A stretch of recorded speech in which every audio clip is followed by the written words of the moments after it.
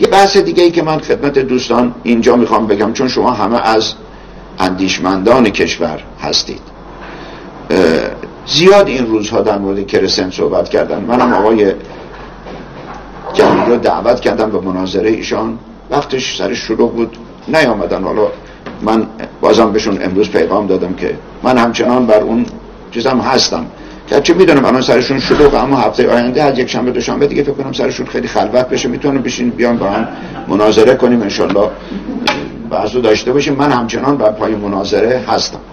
ببینید اینها یه داستانی درست کردن که 20 سال زندگی ما رو سیاه کردن و آزار شخصی دادن، آزار اجتماعی و عمومی و سیاسی یه بحث، آزار شخصی هم یه بحث. من و به خانوادم آزار دادم،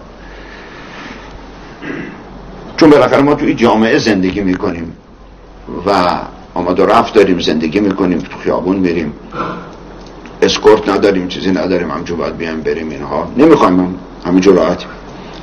ببینید یکی از بحث هایی که زیاد مطرح میکنن و اینجا اینو خانم چجوری نمایشش بدیم، دیروزم یه پریروز بود آقای میرکاظمی یک چیزی به دفاع از آقای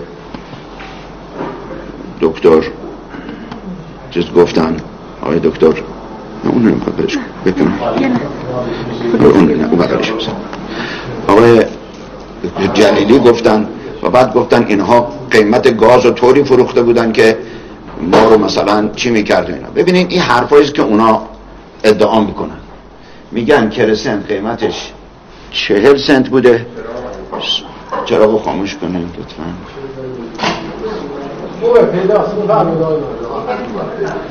میگن قیمت 40 سنت بوده و در ترکیه 330 سنت بوده. در نتیجه شما یه جنسه که 330 سنتی رو فروختین 40 سنت و قیمت خیلی پایین بوده اینها رو.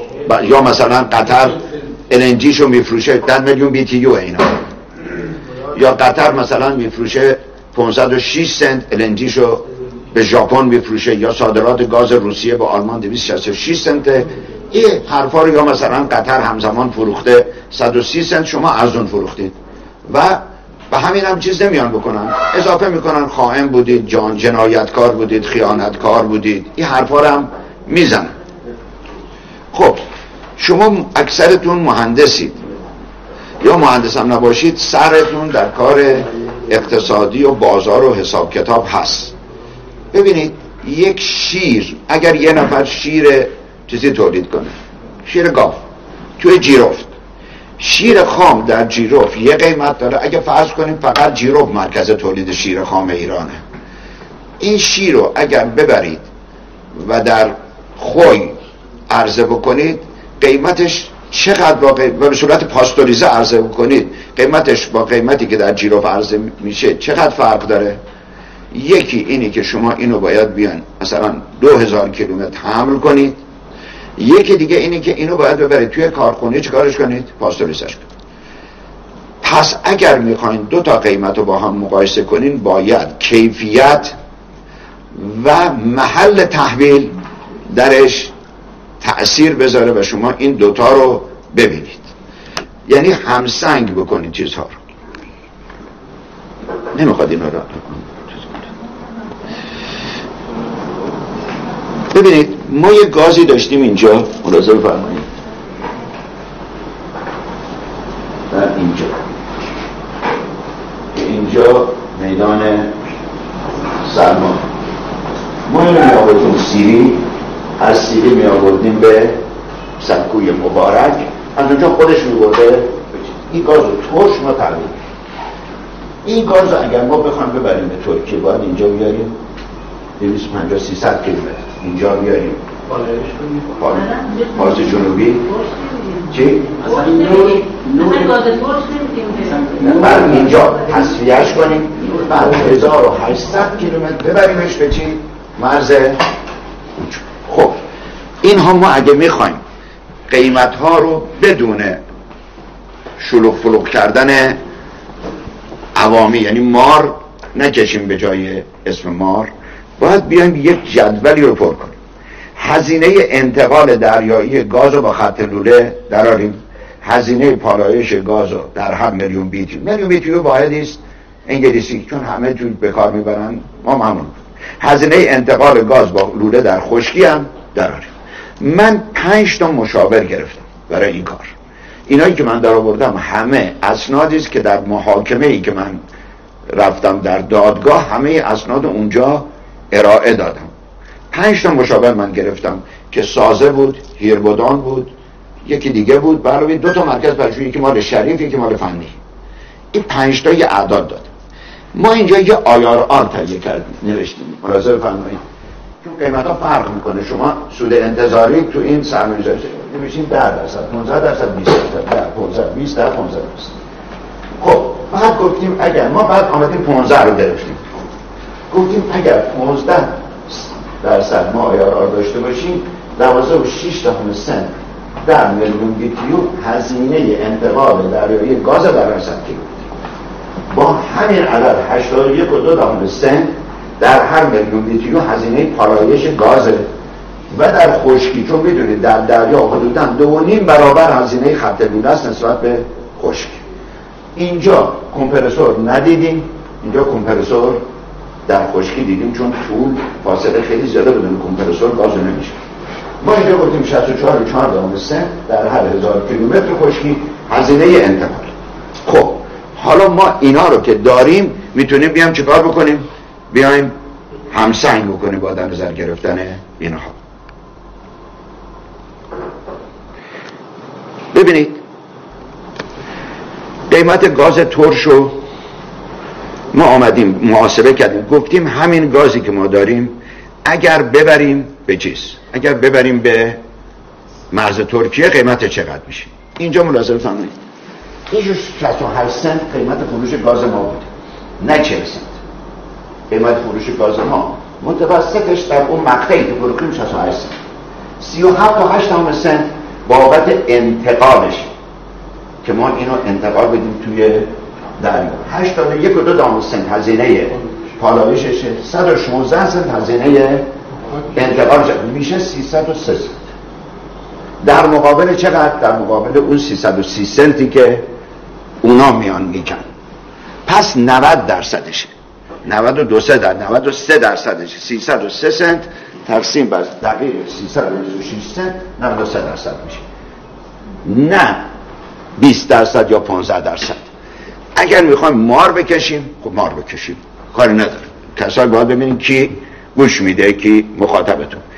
اما اصلا بازار، دوستان خیلی هاشون کاسبن میدونن، بازار گاز بازار جهانی نیست. من بعداً اثبات میکنم که بازار گاز بازار جهانی نیست، بازار منطقه‌ایه و در هر بازاری هم شما باید چیکار بکنید؟ با بزرگترین رقیبتون مقابله کنید. حالا بیایم یک چیز دیگه. آقای قطر یک گازی رو میفروشه، اینجا ملاحظه فرمایید، این چاهاشه در منطقه پارس جنوبی که اون میگن گنبد شمالی. اینجا 2 تا خط میاد به رأس لبخان، یه قرارداد بسته همزمان با کرسن برای 2 میلیارد فوت مکعب. قرارداد ما 600 میلیون فوت مکعب در روز بود گاز ترش، وسط دریا تحویلش میدادیم. میدان هم مشترک بود، طرفی هم که برداشت میکرد بدونید، عرض کنم حضور شما، ابوظبی بود از اون میدان مشترک برداشت میکرد. ما در اون رفته بودیم از میدانی میخواستیم برداشت کنیم که سالها ابوظبی برداشت میکرد بدون حضور ما این گاز رو میخواستیم بفروشیم به چیز. بعدا من توضیح میدم که اصلا کرسنت از کجا پیدا شد، ولی اول خواستم اینو بگم چون این چیزیست که جای دیگه من تا حالا توضیح به این صورت رو دادگاه ندارم. اینو میاره اینجا. بعد یه قرارداد بس ابو قطر با یه شرکتی به نام دولفین. شرکت دولفین اینجا گازو میخره از خروجی پالایشگاه 87 سنت،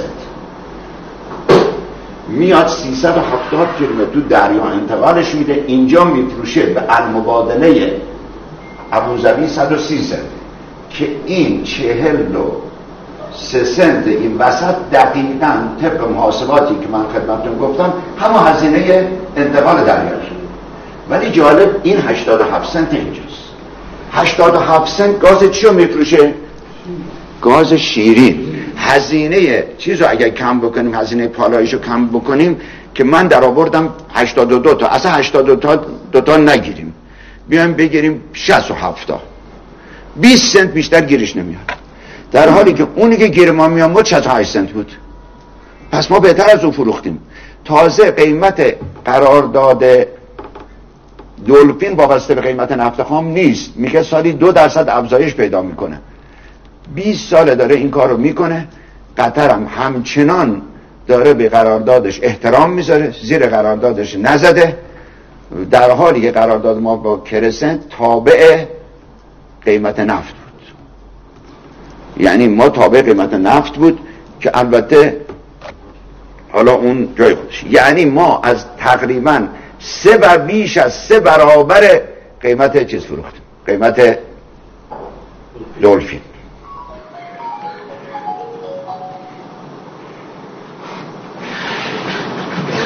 حالا من اینجا آمدم قیمت کرسنت رو با 8-9 تا قرارداد دیگه مقایسه کردم.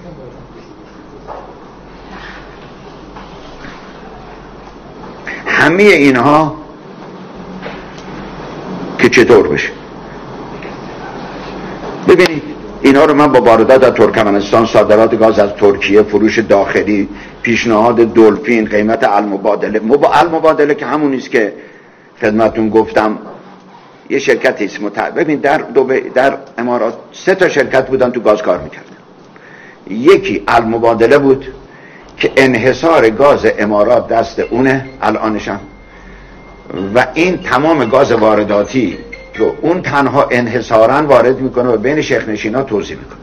بعضیا یه حرف مهمی میزنن، من اینو نمیگم، من نظر من الزاما نیست، ولی اینو میگن که ابوظبی از طریق المبادله وحدت امارات رو حفظ میکنه. چرا؟ چون به همه امارات ها فقط این است که گاز میده، هیچ که دیگه گاز نداره. و گاز در امارات یعنی چی؟ یعنی آب و برق، یعنی حیات. اگر به یه نفر نده نابوده، یعنی 2 روز هم نمیتونه مقاومت کنه. به علاوه به هر کس میخواد یارانه بده از طریق قیمت گاز میده، یعنی هر لطفی میخواد به هر شیخ اماراتی بکنه از این طریق. قرارداد ما به کرسنت اولین قراردادی بود که المبادله درش کاری نبود، و از همون اولم گفتن ما نمیذاریم این قرارداد پا بگیره، تا آخرم نذاشتن. من با دولفین اینا به ما پیشنهاد دادن اونجا، گفتن ما 118 سنت ازتون میخریم با رشد 2%. ما قبول نکردیم. گاز شیرین در تحویل در ساحل امارات، یعنی با 70 سنت 80 سنت باید از این کم میکردیم بابت عرض کنم حضور شما شیرین سازی و انتقال اینا. چیزی که گیرمون میامد 5 سنت، این خالصش. دوباره یه قیمت 2 ساب بود، یکی شرکت دیگه که دارم به نام 2 ساب، دوبی ساپلای، یه چیزی نمیدونم انرژی ساپلای، یه چیزی، این هم 12 سنت گیرمون خالصش شد. قراردادش 69 سنت گیرمون. ببینید بعد فروش LNG قطر، الان قطر که به LNG فروشه به ژاپن، ما در واقع 27 سنت خالص است که در هر میلیون BTU گیرش میاد. درسته 505 دلار میفروشن، اما هزینه حمل داره بشی. این طرف شما باید اینو تبدیلش کنی به LNG، اون طرف هم حملش کنی دوباره تبدیلش کنی به گاز. یعنی همه اینا رو از جیب خودش کسی نمیده، همه رو میگه. این هموناست که گفتم. من اینی که عددهایی که گفتم در مورد قرارداد،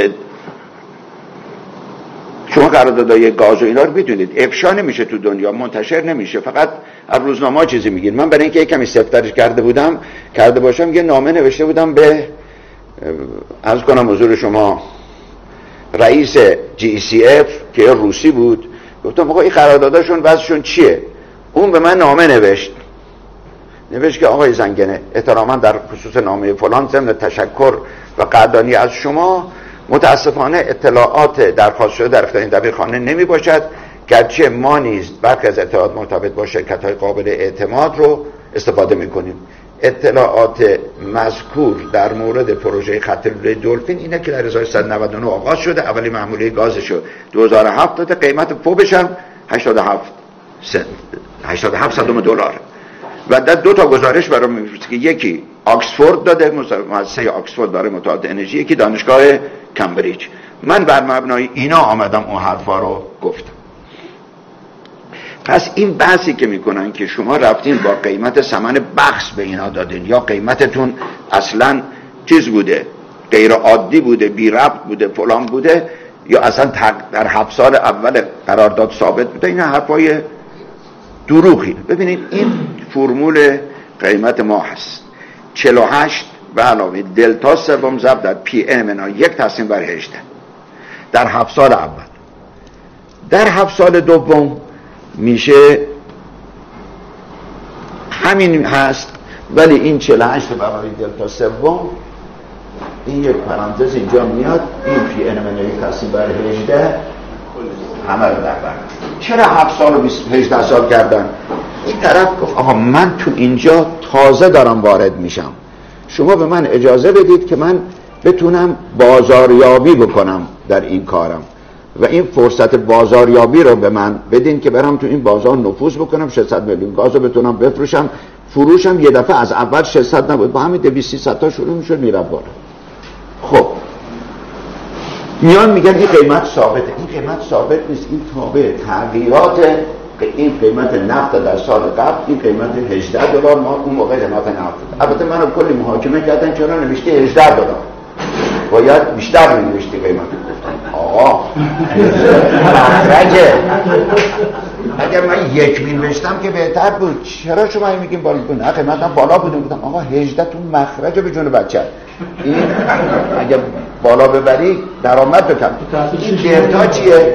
دلتا مقدار عرض کنم حضور شما اضافه بر 1000 میلیون بی تی یو هست در 1000 فوت مکعب. هرچی بیشتر از در هر 1000 فوت مکعب قیمت مقدار کالری بیشتر باشه او دلتا میشه، بتون دلتا میشه. خب ما اینو داشتیم، اما اولا ثابت نیست قیمت. بعدش ما 2 تا مکانیزم گذاشته بودیم در قرارداد. یکی این که هر کسی اگر شرکت نفت بتواند به هر کسی دیگه در منطقه قراردادی ببنده بالاتر از این باشه قیمتش، ظرف 1 سال این قیمت بالاتر به این قیمت شما اعمال میشه. دیگه از این بهتر میشه چیزی نوشت؟ من یکی از بحثایی که به این دوستان آقای جلیلی دارم این است، شما رفتین گفتین این قرارداد قیمتش پایینه. اصلا قبول، خیلی پایین. اولا قیمت جنس تو بازار چیه؟ قیمت این کلاسور تو بازار چیه؟ اونی که معامله میشه. من نفت 100 دلاری فروختم، نفت 5 دلاری هم فروختم. نه 5 دلاری کلاسرم رفتم، نه 140 دلاری خیلی زرنگی کردم. هر کدام چی بوده؟ قیمت بازار شد. قیمت بازار تعیین میکنه که چقدر قیمت یه جنس. خب حالا فرض کنیم اصلا ما خیلی کلاسرمون رفته، خیلی هم ارزون فروختیم. چه موقع اثبات میشه که ما ارزون فروختیم؟ که اون نفر بعدی بیاد جنس رو 1 سنت گرونتر بفروشه. یعنی این قیمتی که ما داریم این همه این فرمول باشه، بغلش باشه به علاوه 1 سنت. اگر شما 20 سال نتونستید یه قرارداد جدید ببندید با قیمت دیگری بهتر، پس معلوم است که حرفتون سندی نداره، دارین فقط چیز میگید، شعار میدید. متوقف کردن کار هنر نیست، راه انداختن کار و جریان درست. ضمن اینکه گاز همه دوستان میدونن اعتیاد میاره، از هروئین بدتر. یعنی اگر بین 2 کشور صادرات گاز 2 شرکت برقرار شد، به این سادگی ها دیگه نمیشه ولش کرد. الان نگاه کنید، آلمان نمیتونه روسیه رو کنار بذاره، هر کاری میکنه. صادرات گاز خیلی چیز مهمی از نظر امنیت ملی و پیوند متقابل یا وابستگی متقابل بین کشورها. خب ما یه چیزمون این بود، یکی گفته بودیم، یه سازوکار دیگه‌مون این بود که اگر تحولاتی در بازار اتفاق افتاد و یک طرف اعلام کرد که این قیمت‌ها کمه، میتونه تقاضای تجدید نظر بکنه. تجدید نظرش رو باید بگه به طرف اعلام بکنه و اون طرف باید ظرف 6 ماه با هم مذاکره کنه. اگر به نتیجه نرفتن برن داوری. ما در اسفند 1183 رسما به کرسنت اعلام کردیم شرایط بازار عوض شده. هنوز اصلا گازی صادر نشده بود. ما اعلام کردیم قرارداد عرض کنم حضور شما از نظر ما قیمتش دیگه شرایط عوض شده، بیایم مذاکره کنیم. اونم قبول کرد مذاکره کنیم. تاریخ مذاکره رو گفتیم باشه دولت بعد بیاد. گذاشتن تو بهمن 1384. یک هفته قبل از این مذاکره آقای رحیمی رفت توی نماز جمعه گفت 20 میلیارد دلار کشور ضرر کرد. کشوری که یه سنت هنوز گاز صادر نکردی، یه متر گاز صادر نکردی، چطور 20 میلیارد دلار ضرر کردی؟ اون طرف آمریکا خواست بیاد مذاکره کنه سر قیمت، شما به همه زدین رفت کار. حالا تا بعدش بگم. پس ما این سازوکار رو دوتا رو داشتیم، ضمن این که قیمت هم ثابت نبود. اما حالا جالب من اینا رو بگم بعد برم. آقای ترکان، آقای کردان، خدا رحمتش کنه، هر دوشون هم ترکان هم کردان. آقای کردان در سال 1387 قائم مقام وزیر نفت آقای نوذری مأمور میشه از طرف آقای احمدی نژاد و وزیر که بره این مسئله رو با کرسنت حل کنه. آقای کردان مذاکرات شروع میکنه، ولی آخرین دور مذاکرهش وقتی انجام میشه در دفترش که وزیر کشور شده، که مسئولین نفت هم هستن، باش صحبت میکنه.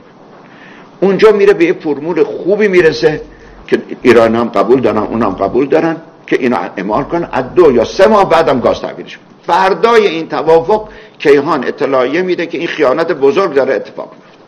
حالا وسط این جلسه هم آقای رحیمی رئیس دیوان محاسبات قبلی که اولین کسی است که این ظلم گذاشت، میره که الان شده بوده دیگه معاون رئیس جمهور در امور حقوقی و مجلس، میره تو اتفاقی، ما اصلا کاملا اتفاقی میره تو جلسه و اونجا میگه که من از آقای کردان هر چی بگه حمایت میکنم، نگران نباش، برو جلو با آقای کردان. فردا با یک تشر آقای کیهان اینا همه جا میزنن. دوباره آقای احمدی نژاد یه مدیر دارن حقوقی، مدیر دفتر خدمات حقوقی بین المللی ریاست جمهوری یا آقای دکتر جعفرزاده است، میفرسته بره دوباره توافق بکنه. این توافق دوباره توافق خوبی میکنه. حتی یه بحثی که میآمدن میکردن میگفتن ایران امنیت ملی و نمیدونم مسائل ملی به خطر انداخته، وزارت نفت که رفته گاز و محل تحویلش رو گذاشته سکوی مبارک و این به این ترتیب حاکمیت امارات رو بر جزایر سگانه پذیرفته. اولا ما محل اینا رو همه رو به وزارت خارجه گفتیم، هم معاون وزارت خارجه امضا کرد، هم وزیر خارجه امضا کرد. بعدش هم که اینو رفتن به چیز گفتن که آقا اینجور میگن تو ایران ما نمیتونیم بهتون گاز بدیم، بس که رسن آقا 50 میلیون دلار از سکو رو ساختم، پولشو بدین مال شما. اصلا مال شما. از این به بعدم گفتن پس اینجور شد، از این بعد باید تو ویزا بگیری بیای دوستان. گفت باشه ویزا میگیرم. اینا رو همه رو آقای چیز نوشته تو گزارشش، آقای جعفرزاده. این مثل اون قبلیه آقای جلیلی دوباره خرابش کرد. آقای جلیلی نامه می‌نویسه به آقای احمدی نژاد که میگه آقای احمدی نژاد شایسته دولت شما نیست شما تفاهم بکنید، این قرارداد درش فساد بوده و چون فساد بوده کلش باید هوا بشه و ضرری هم نمی کنیم، ضررهایی که میکنیم خیلی خیلی کمه. اینا عددهای گنده میگن 29 میلیارد دلار فلان، اینا الکیه، اصلا عدد به میلیارد هم نمیرسه. این نامش هست. آقای احمدی نژاد بعد اینکه 2 بار که آقای جلیلی نامه می‌نویسه آقا یه عده از اول نمیخواستن این قرارداد انجام بشه، گوش ندین، برید تفاهم کنین باشه، ولی باز نمیذاره، باز تفاهم انجام نمیشه. یکی به من میگفت تو دادگاه مگه این چقدر زور داشته؟ گفتم خیلی زور داشته دیگه، رئیس جمهور همه هیچ که زورش به این نرسیده. آقای جلیلی تونسته قراردادی رو که به نفع ایران بوده، ولی ابوظبی با این قرارداد مخالف بوده. چرا؟ به خاطر اینکه انحصار تأمین گاز امارات رو از دست ابوظبی میگرفت. اسرائیل مخالف بوده به دلیلی که نمیخواست رابطه استراتژیک بین ما و امارات برقرار بشه. آمریکا مخالف بوده. قطر هم نباید موافق باشه به خاطر اینکه تو بازاره که میتونه قطر صادرات گاز بکنه ما وارد شده بودیم. همه مخالف بودن، هواش دادن. یعنی آدما اونا آمدن و پول خرج کردن تو ایران و یه مدت آدم فاسد هستن چیز کردن، کار کردن. میگن در این قرارداد فساد بود. هر کس فاسده بگیریم که داشته داره. ما اولین مخالف فساد هستیم و پاشم ایستادیم، چوبشم خوردیم، زندگیمون هم نشون میده. زندگیمون ببین شما اگر 1 ریال فساد تو زندگی من و اعضای هیئت مدیره وقت شرکت نفت پیدا میکنیم به اندازه 1 میلیارد یه ازگل بزرگش کرد. نتونستیم، چیزی نداشتیم. الان ببینید هر کس میگه بیاد، مگه نگفتن شما فلان که گفتم بیا اگر خیلی راحت میگه بیا عوض کن. خب اینها، اما یکی دو تا چیز بگم بعد برگردم. ببینید یه چیزی که خیلی مهم بود اینجا، من اگه اینو بیارم خوبه، جالب. ما در امارات یه چیز بسیار مهم داشتیم که اینو آقای بی‌طرف و دوستانش خیلی خوب میدونن. ببینید ما ترکیه پیک مصرفش با پیک مصرف ایران یکی، چون مصرف حداکثر ترکیه در کیه؟ در زمستان، ما هم زمستان. امارات متحده عربی یک فوایدی که برای ما داشت اینه، پیک مصرف امارات تابستانه. ما بین مصرف زمستان و تابستان، من ملاحظه بفرمایید من 3 سالا رو آوردم، 127 میلیون متر مکعب در اون سال تفاوت بین پیک تابستان، این ماهایی که من گرفتم اردیبهشت، خرداد، تیر، مرداد، شهریوره که 201 میلیون مصرف بوده، این ماهای آذر، دی، بهمنه که 628 تا بوده. 127 میلیون ما تفاوت مصرف داریم در این ماه. ما در بهترین ماها، چون اونا برای آب و برق میخوان اینو مصرف بکنن و مصرف حداکثرشون در تابستانه، ما در وقتی به اونا میدادیم که پیک مصرف ما نبود. لذا برای ما مهم بود بازار امارات، ضمن اینکه بازار امارات یه بازار رو به رشدی بود. کاری که آقایون کردن باعث شد که ما برای تا نامعلوم از این بازار با یک به نظر من برنامه امنیتی که اونا علیه ما اجرا کردن و ما بازی خوردیم توش، از دست رفت. اما حالا من یه چیزایی اینجا دارم برآورد این درآمد ما. ببینین اگر با فرمولی که آقای کردان تفاهم کرده بود، من از 1388 شروع فکر کردم گاز رو صادر کنیم، اولین سال 200 میلیون فوت مکعب، 270، 340 اینا، بعد آمدم تا چیز، بعدش هم گفتم تا آخرش تا 1412 که بریم. درآمد ما تو این مدت با فرمول آقای کردان که تفاهم کرده بود میشد 10 میلیارد و 492 میلیون دلار. قیمت نفتم قیمتای همون وقت رو گذاشتم. با فرمولی که ما تفاهم کرده بودیم در قرارداد بدون تجدید نظر، این مبلغ میشد، عرض کنم حضور شما، 9 میلیارد و خورده، 9 میلیارد 400 میلیون دلار میشد. اینجا نمیدونم کجاست. چی؟ چی؟ 9 میلیارد کجا نوشته؟ اونجا بله بله بله. آره 9 میلیارد 662 میلیون دلار میشد. یعنی تفاوت این دوتا قیمت خیلی بزرگ نبود، اما بالاخره $1 $1. ولی ما همشو ازش گذشتیم. نتیجه چی شد؟ گاز از اون پایین توسط چیز رفت، ابوظبی برد گازو بالا، هم چیز شد، سوخت. نه خودخوری نه کس دهی، گنده کنی به سگ دهی. یعنی کار شد. نتیجه این کاری که آقای نم 1 متر گاز فروختن، فقط یه مش افراد رو زخمی کردن، یه چند تا یه پرونده بزرگ خسارت هم رو دوش جمهوری اسلامی گذاشتن و تمام. هیچ مذاکره ای هم حاضر نشدن بکنن. اساسا اینها مثل یه حساسیتی رو اصلا مذاکره و باب مفاعله دارن که اصلا حاضر نیستن روش وارد بشن. اما یه چیزی اینجا بگم بهتون، ببینید این قیمت گازه، این که میگم گاز قیمت جهانی نداره، نگاه کنید. من از 2006 تا 2019 یه سری قیمت ها آوردم، ملاحظه بفرمایید. حالا آخرشون در سال یوکی یک چیز داره، MPV ایندکس داره. این در سال 2018 قیمت اوریج جرمن ایمپورت پرایس 662 دلار در میلیون BTU. در یوکی 6.8 تمامه، 8.6 هم دیگه ممیز آورده. در هنری ها با آمریکا 3.13 است، در آلبرتای کانادایی کدام است. یعنی ببینید این 3 برابر اینه. نه دیگه هم مثلا کانادا و آمریکا بیاد. اینجا دوباره میاد در سال بعد آمریکا هنری ها 2.53، کانادا 1.27. ما بازار گاز، دلیلش هم چرا بازار گاز بازار جهانی نداره؟ بازار گاز لوله چرا نداره؟ به خاطر اینکه شما جایگزین نمیتونی سریع بکنی. نفت چرا قیمتاش جهانیه؟ به خاطر اینکه تو این چیز من نشون بدم، ببینید اینها کیفیت هم توشه. 2000 26 برند 28 نایجریا 2842 WTI 30 است. اینا با یک مقدار هزینه بسیار کمی که داره حمل نقل با کشتی، این میره جاشو عوض میکنه. یعنی نگاه میکنه من اینو 100 گذاشتم برنتو و دبی متوسط 20 دلارش میشه 101، نیجریه میشه 101، WTI میشه 93. کیفیت ها اینا فرق داره، کیفیت ها رو بدین تفاوتاشون کمتر. اما در گاز 6 برابر 7 برابر تفاوت قیمت ها. بازار جهانی گاز ما نداریم، ما بازار محلی داریم. ما همیشه در محل، شما بهتر از هر کسی میدونید اگه قیمت میخواین بکنین باید تبعیت کنین از کی؟ از بزرگترین رقیب. بزرگترین رقیب ما کی بوده؟ قطر بوده. ما نزدیک 3 برابر او قیمت فروختیم، بعد گفتن کم فروختیم. قیمت ترکیه گرچه من گفتم 93%، ولی قیمت ترکیه قیمت بازار اروپاست، نه قیمت بازار خلیج فارس در گاز.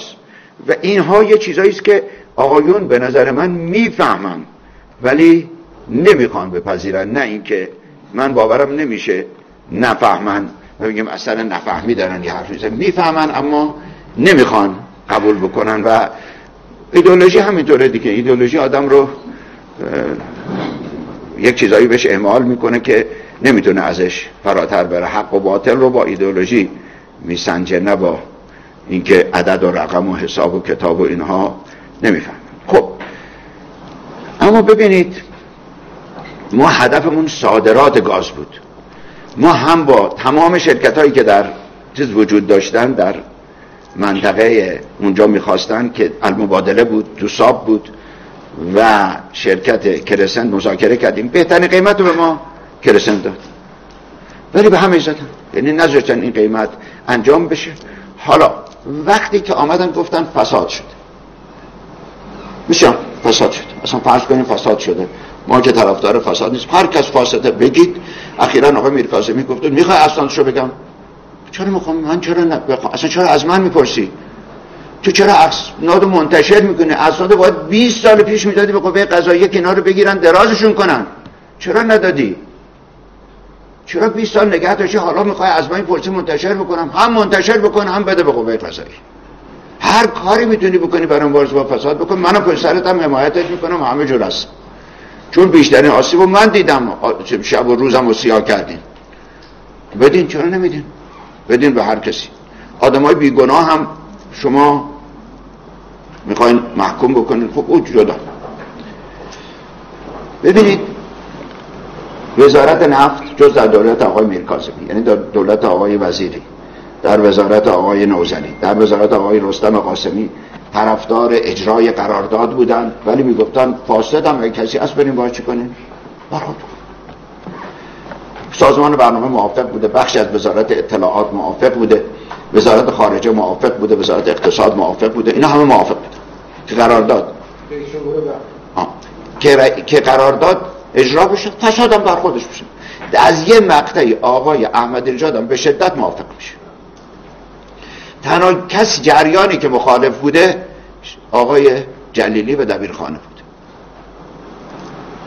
خب آخرم زور او یکی به همه رسید، یعنی همه رئیس جمهور هم زورش نرسید. اونا کاراشون رو کردن. کاراشون چی بود؟ کارشون این بود که رفتن گفتن این قرارداد رو قیمت رو درست کردن، او اشکالاتی که میگفتن اصلاح کردن، طرف هم پذیرفت. 4 سال طول کشید تا کرسنت رفت به چیز، رفت به از کنم حضور شما داوری. بعدش هم که رفتن باش مذاکره کردن قبول کرد که اگه این شرایط رو بپذیرین و این قیمت ها و اینا رو به من گاز بدید من پس میگیرم، ولی نکردم. اما آقای جلیلی یه کارهای باید میکرد بر مبنای اعتقاد خودش که هیچ کدامو نکرد. آقای جلیلی معتقد بود در این قرارداد فساد هست و قیمت هم بسیار بسیار پایین تر، 20% ترکیه، نمیدونم چی، 15% ترکیه. او اعتقادش باید به اعتقادش عمل میکرد. ببینید ما تنها قرارداد گازی بود که بستیم که قانون حاکم بر این قرارداد قانون ایران بود. ما غیر از این قرارداد هیچ قراردادی نداریم که قانون حاکم برش قانون ایران باشه. خب طبق قانون ایران شما میتونستید به دلیل خیار تدلیس از دادگاه‌های ایران تقاضای بطلان قرارداد رو بکنید، نه ابطال قرارداد. بطلان یعنی اصلا از اول وجود نداره. به دلیل خیار غبن یا غبن فاحش شما میتونستید بگید آقا این غبن دیگه، من یه چیز جنسی که 330 سنت قیمتش بوده اینا فروختن 40 سنت. محکمه پسند مدارک رو تهیه میکردیم میدادی و دادگاه‌های ایران چی میکردن؟ بطلان میدادن، نه ابطال. اگر بطلان داده میشد دیگه اصلا کرسنت قراردادی نداشت که بره به داوری. اینا رو بهش گفتن، این کارو نکرد. چرا نکرد من نمیدونم. یه کار دیگه هم میتونست بکنه که میرفت، ما تو قرارداد چیزی گذاشته بودیم که هر مسببه عمومی که مجلس شورای اسلامی ما بده و مرتبط با قرارداد باشد به منظره فورس ماژوره. یک پیشنهادم شده، خودشم گفته که برم بگن که آقا از امروز صادرات گاز ترش ممنوعه. اگه این میشد قرارداد باید میامدن باش دوباره تجدید مذاکره میکردن، چیز بهش بدن، بگن گاز شیرین میدیم. اون قرارداد تمام شده بود، گاز ترش میگفتن غیر قانونه نمیتونیم، چون شروع نشده بود اصلا اجرا. هیچ کدام از این کارا رو نکردن. رفتن تو دادگاه به من تفهیم اتهام کردن که آقا شما گازی که صادر میکردی باید میرفتی از مجلس چیز میگرفتی، مجوز مجلس. گفتم آقا قبلش که به ترکیه فروختن نگرفتن، بعدش هم که به عراق فروختن، به پاکستان فروختن، قرارداد بستن که هیچ کدام نبردن مجلس. تو همین قرارداد ما باید بره مجلس. ضمن که قانون نفت و اینا به صراحت قانون شرکت نفت اینو میگه، ضمن این که چون میگن انفاله. خب اگه انفال نفت خام انفال هر روز ما میفروشیم. اگرم این بود، تازه من دوباره میگم اگر شما معتقد به این بودین، پس من معامله ای که شرکت نفت کرده بود به اصطلاح حقوقدانا معامله چی تلقی میشه؟ معامله غیر فروخته، معامله فضولی. خب شما باید میبردیم به دلیل معامله فضولی شکایت به دادگاه میکردیم، بطلان میداد. میگه این معامله فضولیه، اصلا حق نداشته. مثل اینکه دختری آدم بره یکی عقد بکنه، او دختره قبول بکنه عقد درسته، قبول نکنه اصلا عقدی در کار نیست، اصلا کشک. خب شما میرفتین میگین آقا یه آدمی بدون مجوز خارج از صلاحیتش رفته این گازی فروخته به یکی، این فضولی بوده معامله. دادگاه حتما حکم میده اگه حرفتون منطقی بود که باطل. خب چرا نکردین؟ خودتون اعتقاد داشتین که این فضولیه، شما باید به فهم خودتون عمل میکردین. بعد اینا رفتن همینا رو دادن به داوری بین المللی. داوری گفت آقا خیار تدلیس آنیه، خیار تدلیس آنیه. شما 6 سال با این معامله کردین، کار که بهش گاز دادین. این وسط بهش گاز داده بودن، خط لوله امتحان کرده بودن، سر چیز رفته بودن، شیرینی خورده بودن، سر سکوی مبارک. اصلا اینا همه شما چیزه سیاه‌بازی رد کرده بود. یا مثلا میگن آقا داوری به نفع ما نظرش بوده، بعد که دولت جدید زنگنه اومده نظرش عوض شد.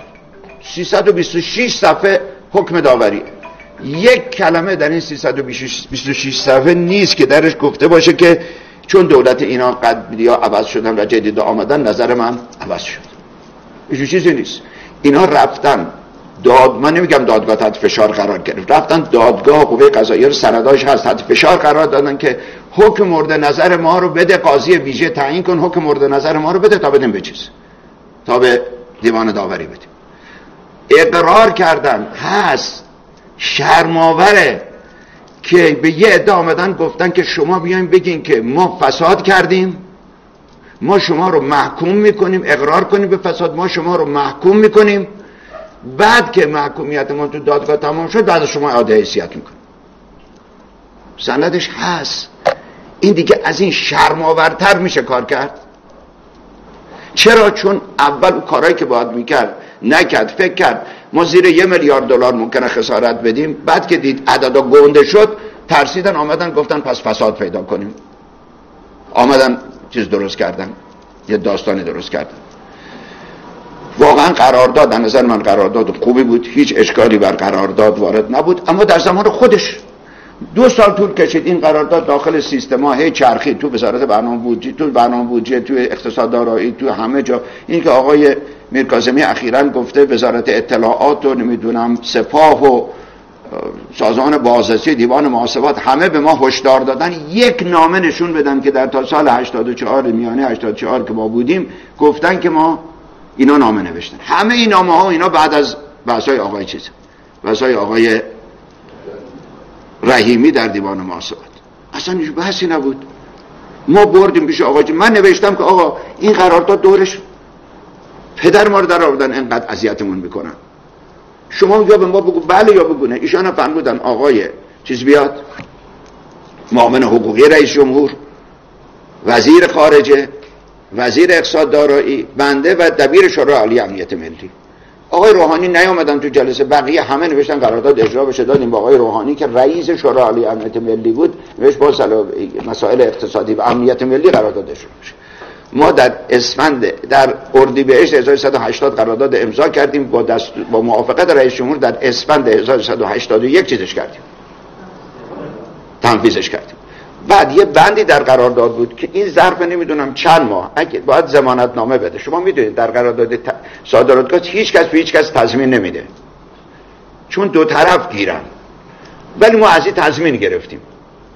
این تضمین رو مثلا باید 3 ماهه میداد، 2 روز دیر داده. هی به من میگن چرا قرارداد رو فسخ نکردیم بعد از چیز.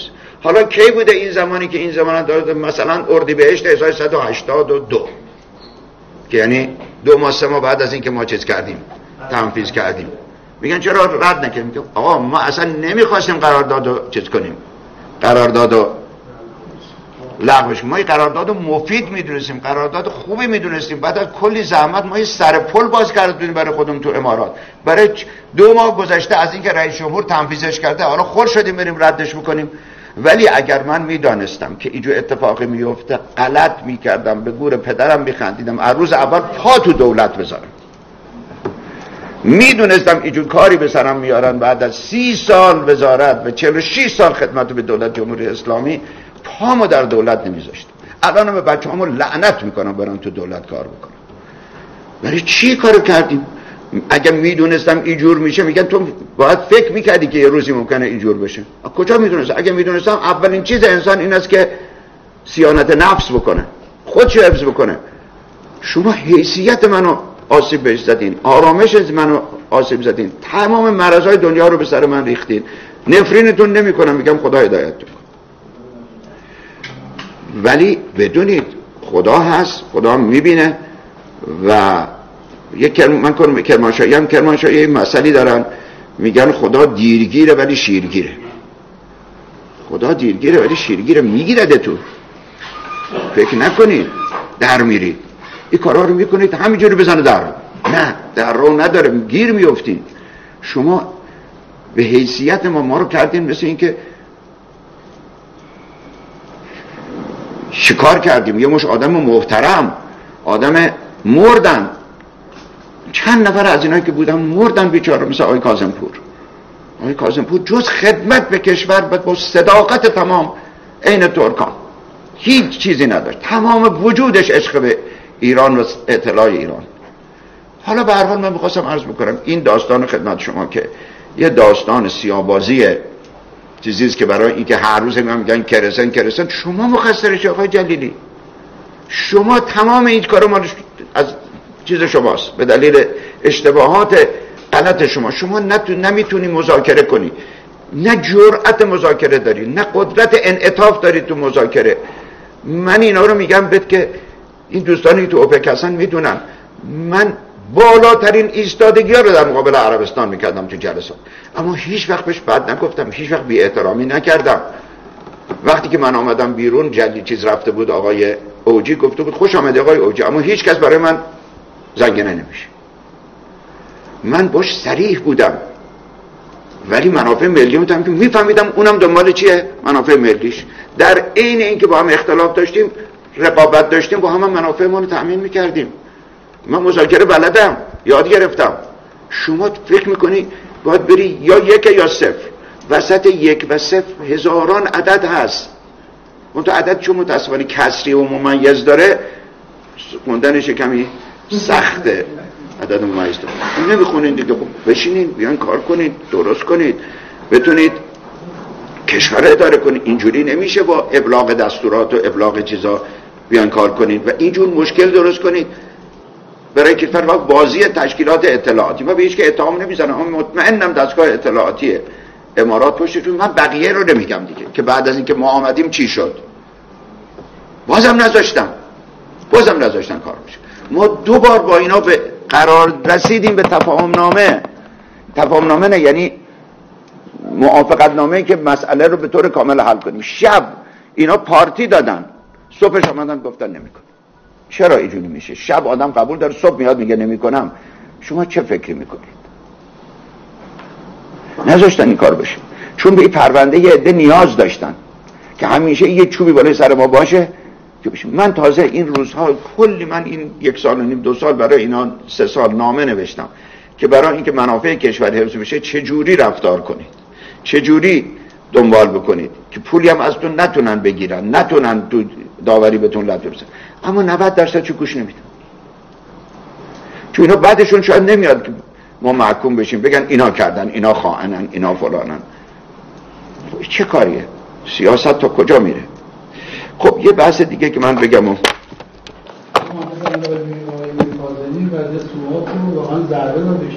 بله اون که آماده بکنیم. الان یه خط از اهواز به تهران کشیدیم به خاطر که پروژه تروریستی کردن و الان چند روز بعد یعنی این خط داشتی بود درست درست. حالا چیز بعدی که من دارم مسئله آقای بابک زنجانیه. بابک زنجانی یک مجرم محکوم به اعدام بوده، قطعی بوده حکمش. آقایون توی ایام دارن تبدیلش میکنن به قهرمان ملی، قهرمان دور زدن تحریم ها. شرم‌آوره. اصلا آقای جلیلی باید توضیح بده رابطه بابک زنجانی با ایشان و ستادشون چیه؟ چه رابطه‌ای داره آقای زنجانی با ستادشون؟ یه مجرمی که 2.7 میلیارد دلار پول کشور رو پیشش بوده. ما با چه بدبختی دنبال کرد. میگن اصلا اینو گرفتن به خاطر اینکه تحریما رو دور نزنن. این خود ای آقای میرکاظمی منو 10 بار برد تو کمیسیون چیز که چرا علیه چیز کار نمی‌کنی؟ علیه بابک زنجانی. حالا چرا حرف نمیزنی؟ ایدئولوژی اینقدر مقدسه؟ حزب اینقدر مقدسه؟ خودت یادت نیست؟ خودت منو می‌بردیم که بابک زنجانی رو شما باش کوتاهی می‌کنی. ما شاکی بودیم برای بابک زنجانی. قوه قضاییه گرم. مگه ما میتونیم کسی رو بگیریم؟ مگه ما میتونیم به کسی حکم محکومیت بدیم، زندان بدیم؟ خب بابک زنجانی یه آدمی بود 2.7 میلیارد دلار پول کشور، نه اینکه نقد برده فروخته. ما پول چیز بهش داده بودن قبل از من، پول نقد که بده به افراد. همش قلابی بود، همش حقه بازی بود. از آقای اژه‌ای بپرسن. اژه‌ای خیلی آقای اژه‌ای ایشانو خوب میشناخته و تحلیل درستی داشت از شخصیتش، رفتارش و پروندهش. حرفا رو نزنید. و هر قیمتی که آدم نباید بیاد کار بکنه. من به هر حال اگه سوالی هم باشه دیگه در خدمتتونم.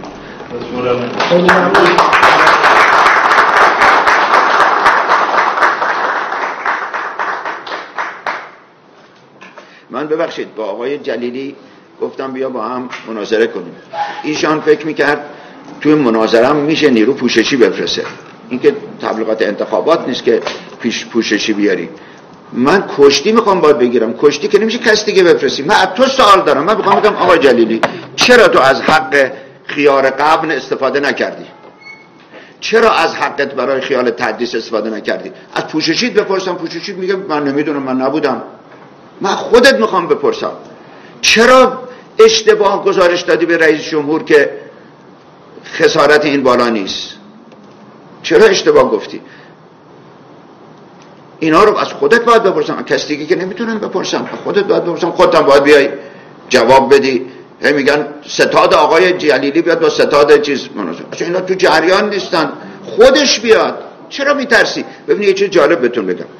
در مرداد 1392 من رفتم مجلس، آقای چیزم فکر کنم بود، من به عنوان وزیر معرفی شدم که برم رأی اعتماد بگیرم دولت اول آقای روحانی. آقای جلیلی رئیس دبیر شورای امنیت ملی بود. یه نامه نوشت به آقای رئیس، به آقای روحانی، به زنگنه دستور بدید درباره کرسن صحبت نکن، به ضرر ماست. آقای روحانی هم به من ابلاغ کرد. من رفتم اونجا، قبلش هماهنگ شد، آقای زاکانی آمد هر چه دلش خواست علیه من گفت در مورد کرسن. خب منو زبانمو بسته بودن قبلش، بعدم این آمد همه حرفا رو زد اصلا بدون هیچ ملاحظه‌ای. خب حالا برم اونجا چی بگم؟ این مردانگیتونه؟ اون موقع هم از اون موقع میترسیدین با من صحبت کنین، همین الانش هم میترسین با من رو در رو صحبت کنین. فقط از پشت پرده صحبت میکنین. بیاید مرد باشید، بیاید با هم رو در رو صحبت میکنیم، ببینیم همه اینا رو بیاریم، ببینم جواب چی داری. تو میگی دزدی شده، من کردم؟ بگو. هیئت مدیره شرکت نفت کرده، مدیرانی که در چیز بودن کردن، همونایی که کثافتکاری کردن که بعداً هم قرارداد رو به هم زدن به خاطر منافع دیگران خارجی. اونا رو شما که باید عمق راهبردی داری باید اینا بفهم این عمق راهبردی بود که یه چیزو خراب کردی، یک قراردادی که واقعاً میتونست رابطه راهبردی برای ما برقرار کنه، این عمق راهبردیتون بود، خرابش کردین. بعدش هم نتونستین قرارداد دیگه امضا کنید. کسی که میگه این ارزون فروختی وقتی راست میگه که او خودش بره گرون. اگه نتونست بفروشه پس معلومه قیمتش همین بوده یا کمتر از این بوده. هیچ که اینا نمیگه. شما 10 میلیارد دلار 20 میلیارد دلار به کشور از این چیزا ضرر زدین، به نفع ابوظبی و بقیه کار کردید، الان هم معلومه چقدر باید خسارت بدید. همش هم میگیم ما تقصیر خودتون بوده، مدیریت شما بوده. نه ما که کاری نبوده. مسائل 284